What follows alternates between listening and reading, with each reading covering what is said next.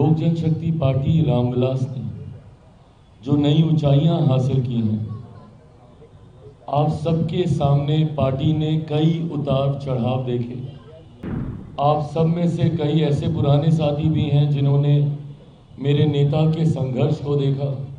सन 2000 में जब उन्होंने लोक जनशक्ति पार्टी रामविलास का गठन किया, 2009-2010 पार्टी के सबसे कठिन समय में से, सबसे कठिन परिस्थितियों में से एक था, जहां 2009 में स्वयं मेरे नेता खुद चुनाव हार गए थे। पर 2014 से जिस तरीके से पार्टी ने निरंतरता में लोकसभा चुनाव को लेकर जीत हासिल करने के सिलसिले को बरकरार रखा। 2014 में 7 सांसद हमारे, 7 प्रत्याशी हमारे चुनाव लड़े, 6 जीते। 2019 में 6 लड़े, 6 के 6 जीते। और 2024 में 5 लड़े, 5 के 5 जीते। मेरे पास बहुत आसान था। पहले चरण में ही मेरे पिता का निधन हो गया था। मैं उसी वक्त समझौता कर लेता और किसी गठबंधन के साथ जितनी सीटें मिल रही थी लड़ लेता। पर ये पार्टी के सिद्धांतों को दिखाता है, विचारों को दिखाता है, जिससे कभी हम लोगों ने समझौता नहीं किया। आज पुनः आप सबके माध्यम से मैं बिहार की जनता को ये विश्वास दिलाना चाहता हूं कि लोक जनशक्ति पार्टी रामविलास समर्पित है पूरी तरीके से सिर्फ और सिर्फ बिहार और बिहारियों के लिए। आज पार्टी को ये जीत हासिल हुई है, बट उसके बावजूद कल पार्टी की हुई बैठक में पुनः ये संकल्प लिया गया कि इसके बाद पार्टी अब दुगनी नहीं, संभवतः चौगुनी ताकत से मेहनत करेगी। जनवरी में दही चूड़ा के तुरंत बाद, जैसे ही खरमास समाप्त होगा, उसके तुरंत बाद से लोक जनशक्ति पार्टी रामविलास पुनः बिहार भर की यात्रा में हम लोग निकलने का काम करेंगे। सभी सबसे पहले इस प्रेस वार्ता में आने के लिए आप सबका धन्यवाद। आज की प्रेस वार्ता में 3 महत्वपूर्ण जानकारी जो मैं आप सबके साथ साझा करना चाहता हूं, और उन जानकारियों को साझा करूं उससे पहले जरूरी है एक छोटा जिक्र लोक जनशक्ति पार्टी रामविलास ने जो नई ऊंचाइयां हासिल की हैं। आप सबके सामने पार्टी ने कई उतार चढ़ाव देखे। आप सब में से कई ऐसे पुराने साथी भी हैं जिन्होंने मेरे नेता के संघर्ष को देखा। सन 2000 में जब उन्होंने लोक जनशक्ति पार्टी रामविलास का गठन किया और किस तरीके से अलग अलग पड़ाव पर कई बार पार्टी ने ऊंचाइयां हासिल की, तो कई बार पार्टी को संघर्ष के दौर से गुजरना पड़ा। 2000 में पार्टी के गठन के तुरंत बाद हुए लोकसभा चुनाव में जहां हमारे 4 सांसद जीत कर आए, तो वहीं 2005 के दोनों चुनाव में जहां एक बार प्रदर्शन बेहतरीन रहा, 29 विधायक जीत कर आए, तो उसी साल हुए नवंबर के चुनाव में पार्टी उस प्रदर्शन को दोहरा नहीं पाई। 2009-2010 पार्टी के सबसे कठिन समय में से, सबसे कठिन परिस्थितियों में से एक था, जहां 2009 में स्वयं मेरे नेता खुद चुनाव हार गए थे। पार्टी का कोई सांसद उस वक्त जीत नहीं पाया था। तो वहीं दूसरी तरफ 2010 में भी विधानसभा के चुनाव में पार्टी का प्रदर्शन अपेक्षा के अनुरूप नहीं रहा। पर 2014 से जिस तरीके से पार्टी ने निरंतरता में लोकसभा चुनाव को लेकर जीत हासिल करने के सिलसिले को बरकरार रखा। 2014 में 7 सांसद हमारे, 7 प्रत्याशी हमारे चुनाव लड़े, 6 जीते। 2019 में 6 लड़े, 6 के 6 जीते। और 2024 में 5 लड़े, 5 के 5 जीते। तो वो एक निरंतरता बरकरार रही लोकसभा के चुनाव में। पर विधानसभा में पुनः 15 में हम लोगों का प्रदर्शन दोबारा अपेक्षा के अनुकूल नहीं रहा। विपरीत परिस्थितियों में उस वक्त राजू तिवारी जी, इन्होंने चुनाव जीतने का काम किया। राजकुमार शाह जी, वो हमारे विधायक बने, मात्र 2 सीटें हम लोग जीत पाए। और 20 आते आते तो पार्टी ने एक अलग ही फैसला लेने का काम किया। और मैं ये मानता हूँ कई बार उस फैसले को लेकर चर्चाएं हुई, बहस हुई, वो फैसला सही था, वो फैसला गलत था। पर उस वक्त भी मैंने कहा था कि मेरे इस फैसले का, मेरे इस निर्णय का इतिहास अपने हिसाब से आकलन करेगा कि क्या वो फैसला सही था मेरा अकेले चुनाव लड़ने का या गलत था। पर आज मैं मानता हूं कि जब पार्टी ने एक नई ऊंचाई हासिल की है ठीक 5 साल के बाद, तो इसकी जड़ में 2020 के उस फैसले की झलक जरूर दिखाई देती है। 2020 में लोक जनशक्ति पार्टी रामविलास ने विपरीत परिस्थितियों में, जब यकीनन गठबंधन में हम लोग को कॉर्नर किया जा रहा था, गठबंधन में हम लोग को जगह नहीं मिली थी, तो वहीं एक ऐसा दौर था जब मेरे नेता, मेरे पिता आदरणीय रामविलास पासवान जी का स्वास्थ्य ठीक नहीं था और लगभग अगस्त के महीने से वो अस्पताल में थे और उससे पहले से उनकी तबीयत खराब थी। तो उससे पहले लगभग 6-7 महीने तो हम पटना आए भी नहीं थे, दिल्ली में उनका इलाज चल रहा था। और उसके बाद जिस तरीके से चुनाव के दौरान पहले चरण का जब नामांकन चल रहा था, ठीक उस दौरान उनका निधन हुआ और उसके बावजूद भी पार्टी अपने फैसले पे कायम रही और अकेले हम लोगों ने चुनाव लड़ने का काम किया। परिणामों के बाद मेरा कई बार मजाक उड़ाया गया, कई बार मुझ पे आरोप लगाए गए कि मैंने क्यों ये फैसला लिया, पर उसके बाद भी मुझे कम से कम इस बात का गर्व, इस बात का संतोष था कि एक अपने सिद्धांतों पे अडिग रहते हुए, बिना कोई समझौता किए हुए, अगर मैंने ये फैसला लिया था कि मैं अकेले चुनाव लड़ूंगा तो अंतिम दम तक मैं उस फैसले के साथ रहा, भले परिस्थितियां कितनी विपरीत क्यों ना हुई। मेरे पास बहुत आसान था, पहले चरण में ही मेरे पिता का निधन हो गया था, मैं उसी वक्त समझौता कर लेता और किसी गठबंधन के साथ जितनी सीटें मिल रही थी लड़ लेता। पर ये पार्टी के सिद्धांतों को दिखाता है, विचारों को दिखाता है, जिससे कभी हम लोगों ने समझौता नहीं किया। विपरीत परिस्थितियों में भी चुनाव लड़ते हुए 137 सीटों पे हम लोगों ने चुनाव लड़ने का काम किया और पार्टी ने लगभग 6% का मत हासिल किया। मैं बिना किसी के ऊपर कोई आरोप लगाए हुए या उंगली उठाए हुए, कई और राजनीतिक दल हैं जो कि सालों से मेहनत कर रहे थे और पूरे प्रदेश में उन्होंने चुनाव लड़ने का काम किया, पर 3% के आसपास भी नहीं पहुंच पाए। वहीं एक ऐसी पार्टी, क्योंकि ये कंपैरिजन ज़रूरी है, क्योंकि बिना किसी तैयारी के, जब मेरे पिता हॉस्पिटल में थे, कोविड का समय चल रहा था, उसके बावजूद बिहार की जनता ने आप पे इतना विश्वास किया और आपको 6% का मत तब दिया जबकि आप 100+ सीटों पर अभी चुनाव लड़े ही नहीं थे। और अगर 100+ सीटों पर अगर आप लोग चुनाव लड़ जाते तो मैं ये मान के चलता हूं कि हमारा मत प्रतिशत 10 से 12% का होता। ये ताकत लोक जनशक्ति पार्टी रामविलास की रही है। उसके बावजूद भले हम लोग एक विधायक हम लोग जीते, पर जिस तरीके से पार्टी ने बिहार के हर एक जिले में संगठन को खड़ा करने का काम किया, उसी का परिणाम है कि आज 2025 में जिस तरीके से इतनी प्रचंड जीत एनडीए को मिली है। और आप एनडीए के विधायकों से चर्चा कीजिएगा, बात कीजिएगा, भले वो भारतीय जनता पार्टी के हों, जनता दल यूनाइटेड के हों, मांझी जी की, उपेंद्र जी की पार्टी के हों, हर किसी का ये कहना कि भैया भर भर के झोली में हम लोग के वोट आया है। उसका कारण ये रहा कि इन 5 सालों में पार्टी ने निरंतरता में अपने उस मत प्रतिशत को और बढ़ाने का काम किया जो 2020 में हम लोगों ने हासिल किया था। और इस बार महज 29 सीटों पे चुनाव लड़ते हुए भी हम लोग 5% के आंकड़े तक हम लोग पहुंचे। तो ये दर्शाता है एक निरंतर ग्रोथ जो लोक जनशक्ति पार्टी रामविलास की रही है। और इस निरंतरता को बरकरार रखने के लक्ष्य के साथ कई बार होता क्या है, और इस बात को मैंने हमेशा कहा है कि जब आप थोड़ी सी भी जीत आप हासिल कर लें और वो घमंड, वो अहंकार आपके सर पर चढ़कर बोलने लग जाए, तो वहीं से आपके पतन की शुरुआत होने लगती है। जिस दिन मैं 2024 में ये समझ लेता कि भैया पार्टी ने एक बड़ी जीत हासिल कर ली है, 5 के 5 मेरे सांसद जीत गए, मुझे मेहनत करने की जरूरत नहीं है, तो उस दिन से मेरे पतन की शुरुआत फिर से हो जाती। उस दिन ना सिर्फ अपने सांसदों से बल्कि पार्टी के हर एक नेता कार्यकर्ता से मैंने यही कहा था कि अब हमें दुगनी ताकत से अगले 1 साल विधानसभा के चुनाव के लिए हम लोग को मेहनत करनी है। वो नव संकल्प यात्रा हो या विभिन्न माध्यमों से हम लोगों ने जितने कार्यक्रम बिहार के अलग अलग जिलों में आयोजित किए, इसी लक्ष्य, इसी उद्देश्य के साथ कि निरंतरता में जनता के साथ जुड़े रहना जरूरी है, उनकी आवाज बनना जरूरी है। आज पुनः आप सबके माध्यम से मैं बिहार की जनता को ये विश्वास दिलाना चाहता हूं कि लोक जनशक्ति पार्टी रामविलास समर्पित है पूरी तरीके से सिर्फ और सिर्फ बिहार और बिहारियों के लिए।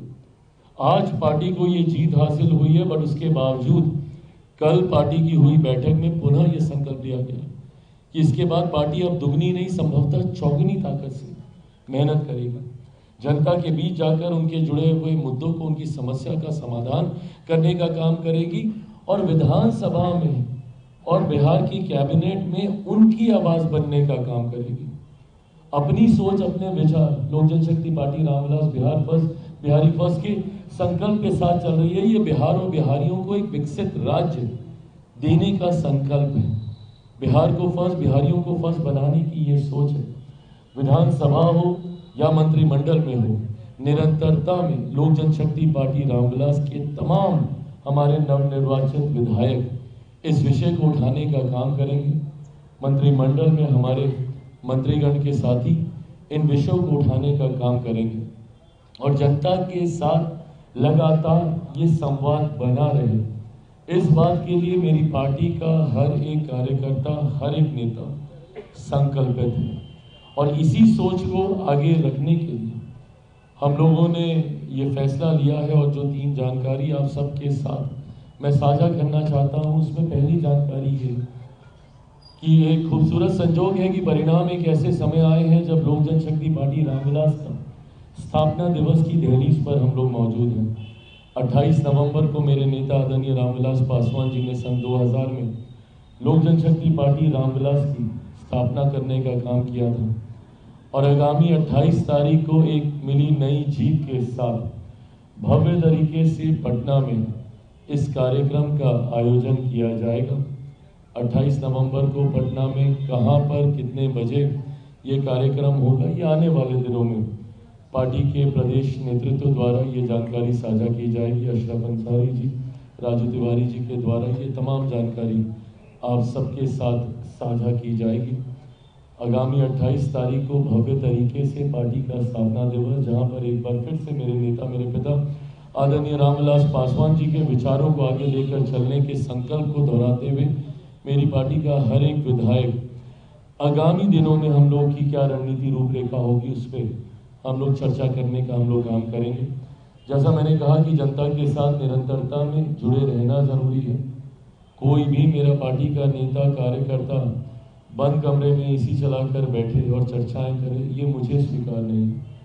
And I would want to lead by giving examples. मैं खुद उदाहरण स्थापित करने पे मैंने विश्वास किया है और मैंने पार्टी के नेता, कार्यकर्ताओं को हमेशा बस इतनी आग्रह की है कि जितनी मेहनत मैं कर रहा हूँ बस उतनी करें। ना मुझसे 1 मिनट ज़्यादा करने की ज़रूरत है, बट मुझसे 1 मिनट कम कीजिएगा तो मुझे ज़रूर एतराज़ होगा।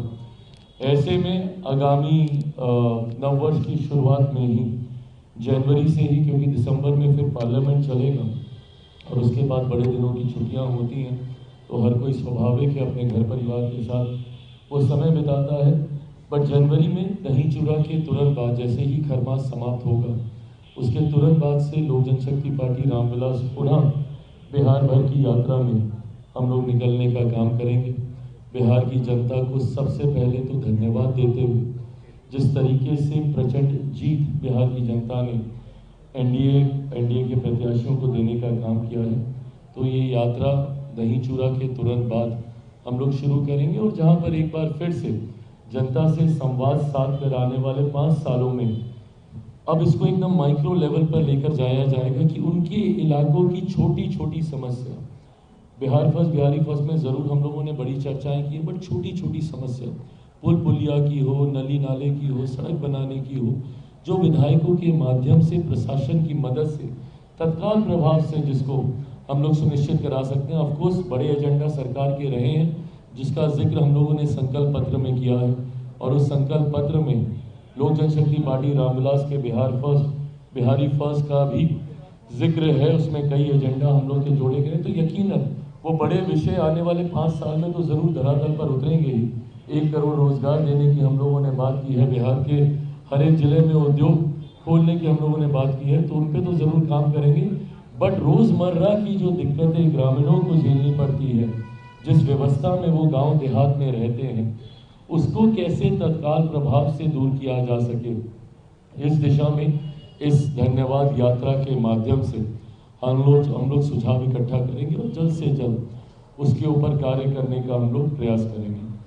अंतिम घोषणा में एक महत्वपूर्ण जानकारी, जिसमें पार्टी के प्रमुख सदस्य कुछ समय से हम लोग कार्य कर रहे थे और लगभग उसको एक अंतिम स्वरूप दिया जा चुका है। ऐसे में आज मैं फ्लैग ऑफ करना चाहूँगा इस विषय को, क्योंकि मेरे लिए वो काफ़ी ज़्यादा महत्वपूर्ण था। मेरे नेता, मेरे पिता आदरणीय रामविलास पासवान जी ने लोक जनशक्ति पार्टी रामविलास के गठन से पहले उन्होंने दलित सेना का गठन किया था और दलित सेना को हमेशा लोक जनशक्ति पार्टी रामविलास की रीढ़ माना जाता था, ब्रेन बिहाइंड द पार्टी माना जाता था। हमेशा दलित सेना ने लोक जनशक्ति पार्टी रामविलास के की रूपरेखा तैयार करने में, रणनीति तैयार करने में एक अहम भूमिका निभाने का काम किया। 83 में दलित सेना का निर्माण किया गया था। आज भी मेरे पास वो तस्वीरें हैं जब मैं साल भर का हूँ और अपने पिता की गोद में हूँ जब उन्होंने इसकी स्थापना की थी। दुख मुझे इस बात का ज़रूर था कि पार्टी के साथ साथ दलित सेना भी उन महत्वाकांक्षी लोगों के द्वारा छीन ली गई थी जिन्होंने सिर्फ मेरे नेता के विचारों के ऊपर अपनी महत्वाकांक्षाओं को खड़ा करने की सोच के साथ पार्टी और दलित सेना को हड़पने का काम किया था। आज मुझे खुशी है कि जहां लोक जनशक्ति पार्टी रामविलास ने एक स्वतंत्र पहचान और पुनः मेरे नेता जिन ऊंचाइयों तक पार्टी को देखना चाहते थे उसकी सीढ़ी चढ़ने की शुरुआत कर दी है, तो ऐसे में दलित सेना हम लोगों से दूर रहे, ये अब स्वीकार्य नहीं है। ऐसे में लोक जनशक्ति पार्टी रामविलास के हमारे बिहार प्रदेश के प्रभारी जमुई से हमारे सांसद अरुण भारती जी और इनके साथ तैयार की गई टीम के ऊपर ये जिम्मेदारी दी गई है कि पुनः दलित सेना का गठन किया जाएगा, पुरानी विचारधारा पर नए स्वरूप के साथ मेरे नेता के सिद्धांतों को आगे लेकर जाने की सोच के साथ एक नई टीम जिसमें यकीनन मेरे नेता के हर वो पुराने साथी सहयोगी उसमें एक मजबूत भूमिका निभाएंगे जो संभवतः स्थापना काल से दलित सेना के साथ रहे हैं। लोक जनशक्ति पार्टी रामविलास के साथ अब दलित सेना रामविलास भी उतनी ही मजबूती से नॉन पॉलिटिकल ऑर्गेनाइजेशन होने की वजह से अनुसूचित जाति जनजाति से जुड़े हुए तमाम विषयों को मजबूती से हर मंच पर उठाने का काम करेगी। आज भी अफसोस होता है, मैं एक ऐसे समाज की कल्पना करता हूं जहां जात पात धर्म मजहब से उठकर लोग एकजुट होकर समावेश की सोच के साथ आगे बढ़ने का काम करें। पर ऐसे में आज भी इस बात को देखकर अफसोस होता है जब जाति के आधार पर आपके साथ भेदभाव किया जाता है।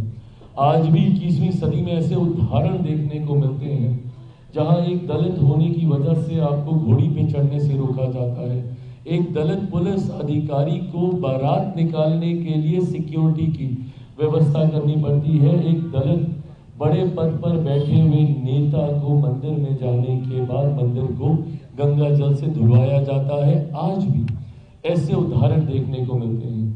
दलित सेना ने हमेशा से इस बात को लेकर संघर्ष करने का काम किया है ताकि जाति के आधार पर किसी के साथ किसी तरीके का भेदभाव नहीं हो और एक इक्वालिटी की भावना के साथ समावेश की सोच के साथ सब आगे बढ़ने का काम करें।